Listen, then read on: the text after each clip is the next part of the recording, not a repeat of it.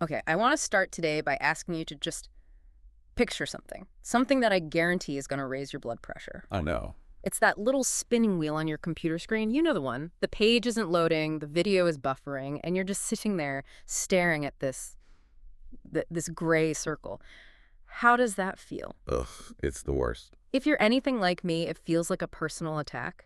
It feels like you're losing. We live in this culture where, speed is the only metric that matters. If you aren't moving at breakneck speed, you're invisible, you're irrelevant. It is the defining anxiety of our time, really.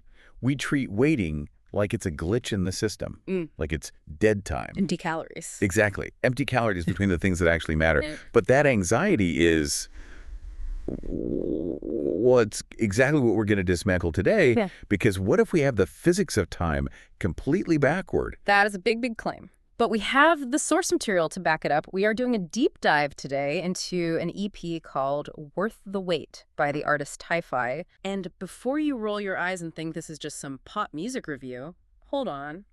We also got our hands on the writer's room script, which is basically the artist's architectural blueprints for these tracks. Yeah, it breaks everything down. The narrative structure, the musical choices, the whole philosophy behind the lyrics. It's incredible. And looking at these documents, it is so clear that this isn't just a collection of songs about love or, heartbreak.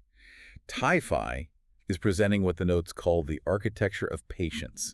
I love that phrase. The whole thesis here is that waiting is not a passive state where you just sit around helpless.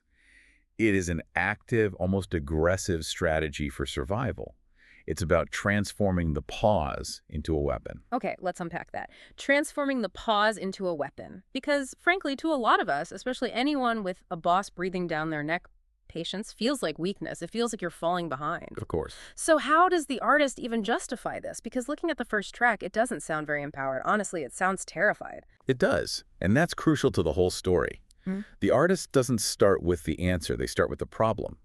The first track is called Waiting Keeps Me Safe. Right.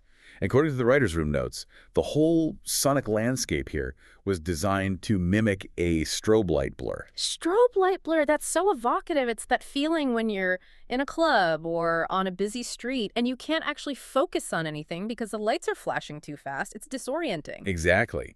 And the notes explain that this musical choice mirrors the lyrics, where the artist describes the people in the city not as successful hustlers, but as ghosts of who they were. Oof. The argument is that the speed of modern life, that strobe light effect, it actually erases you. You become a blur. You lose your substance.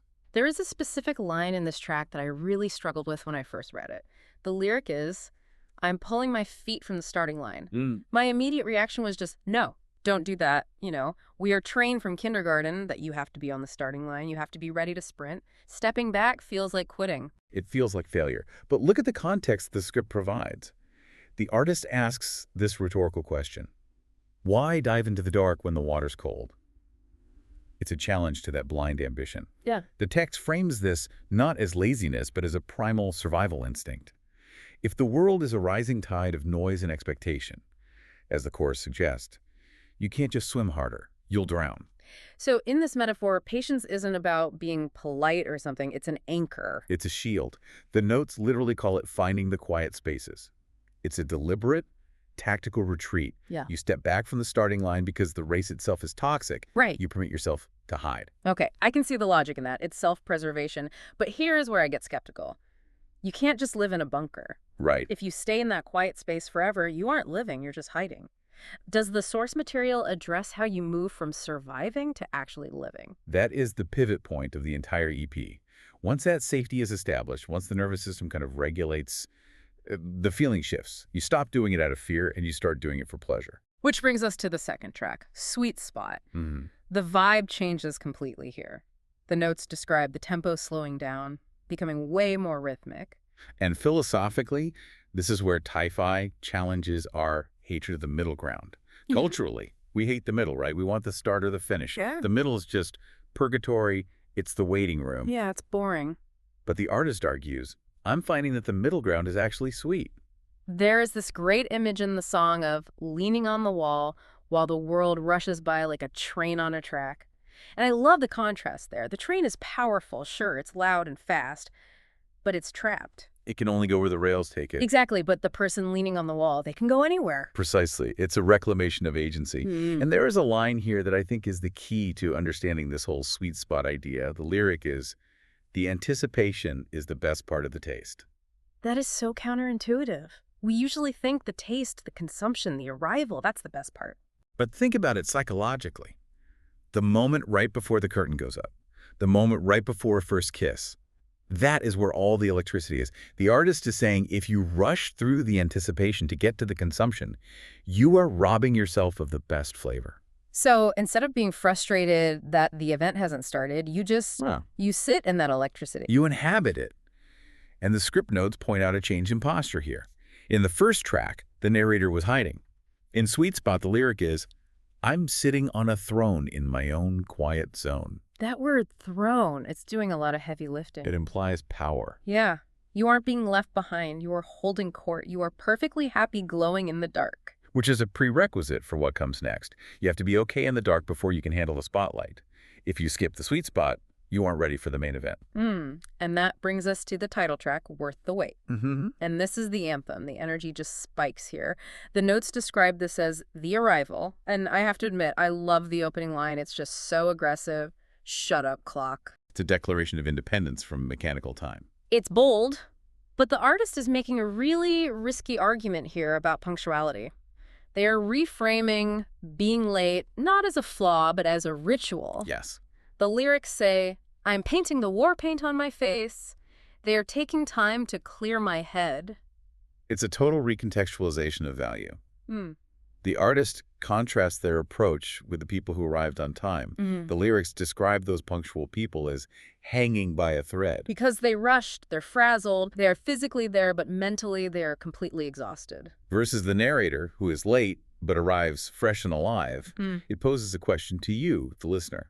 Would you rather I be punctual and mediocre or late and undeniable? I'm the main event of the whole party season. That line isn't arrogance, it's the result of all that preparation. Because they took the time to put on the war paint, they bring a level of energy that the people who rushed just cannot match. And there's always a but. Always. You cannot stay at that level of intensity forever. You can't be the main event 24/7 without burning out. Which is where the next track comes in. Exactly. Sustainability is the next challenge. If Worth the Wait is the peak, the next track, Slow Burn, is the maintenance plan. The artist uses a very simple, almost childlike metaphor here. The cake. If you eat the whole cake, you just get a stomachache. It's so simple, but it's so true. It's a critique of the gluttony of experience. We live in a world that tells us to consume everything, every party, every notification, every trend all at once. The lyrics describe a room spinning fast where everyone is trying to consume the night. They're eating the whole cake. They are. And the narrator makes a choice to leave. And this is the part I find the hardest in real life. They leave while the music still sounds like a dream. Oh, that takes incredible discipline. To leave when the party is still good. But the logic is impeccable. The artist says, "I'm keeping some sparkle for the morning light." It's resource management for your soul. If you spend all your energy, your silver, as the song calls it, in one night, you're bankrupt the next day. So Slow Burn is about ensuring the magic lasts all life long. Wow. So if you look at the architecture we've built so far, we have the foundation of safety in waiting, keeps me safe. Then the ground floor of pleasure with Sweet Spot. The penthouse of confidence, that's worth the wait. And then the maintenance plan is Slow Burn.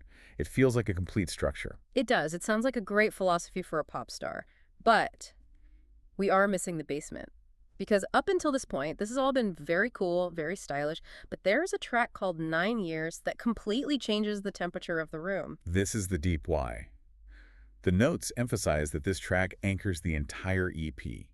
It reveals that this obsession with patience didn't come from some lifestyle blog. It came from deep, specific trauma. The lyrics get incredibly specific here. 9 winters back. We are not talking about waiting 20 minutes for a table at a restaurant. We are talking about nearly a decade. And look at what that decade was spent doing. The lyrics describe a profound struggle with identity. A boy in the ledger, but a girl in my head. That line just stops you cold. A boy in the ledger. So on paper, historically, but a girl in my head. And it continues. Wearing a costume that felt 3 sizes too small. Ugh. You can physically feel the constriction of that, just being squeezed by your own life. The notes talk about being a ghost in the hall, seeing static in the mirror. And this connects all the way back to this strobe light blur in the first track. Yeah. Suddenly, we understand why the blur was so terrifying. Right. It wasn't just a busy city. No, it was the dysmorphia of not being yourself. It was the feeling of literally dissolving. So when the artist talks about patience, they are actually talking about the process of transition. Yes. The surgical grace, the physical shift. The lyric that just hits the hardest is, it took 9 years to break the skin Aw. and 9 years to find the safety of the skin I'm in. 9 years to break the skin. That recontextualizes everything we've just discussed. It does. When they said they were pulling my feet from the starting line in that first track, Yeah. that wasn't just stepping back from the rat race. That was stopping the performance of a fake identity. It was saying, I cannot run this race because I am not in the right body yet. Exactly. And the throne in Sweet Spot. That isn't just a metaphor for confidence. That is a place they fought for 9 years to be able to sit in. They had to build the person who sits on that throne, cell by cell. The writer's room script has this note that I keep thinking about. I wait because I know the cost of rushing.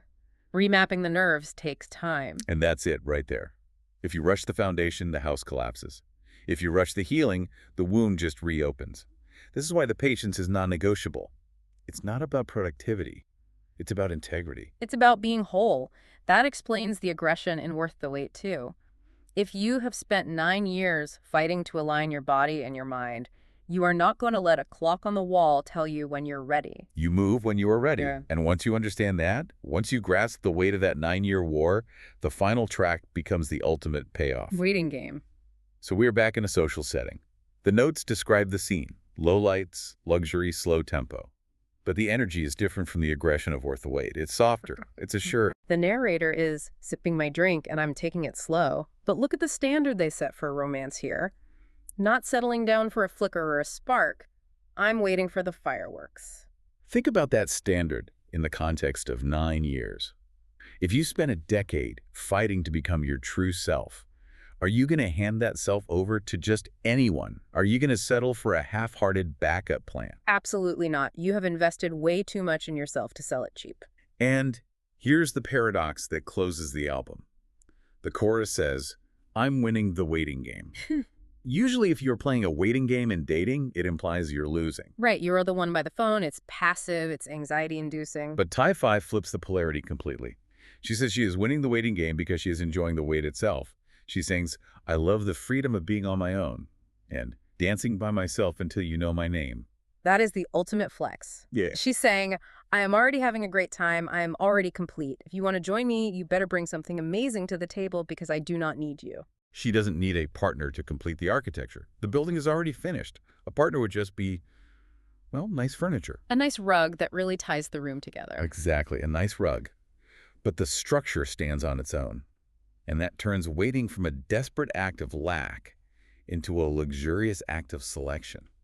So let's zoom out and look at the whole picture. We started with the terror of the strobe light, found sanctuary by stopping, built the sweet spot, learned the discipline of the slow burn, and then realized it was all rooted in the deep hard work of the 9 years. It's a remarkable narrative arc. And I think the core argument Ty-Fi is making, and this is what I want you to really sit with, is that the pause isn't empty space. Right, it's not just dead air.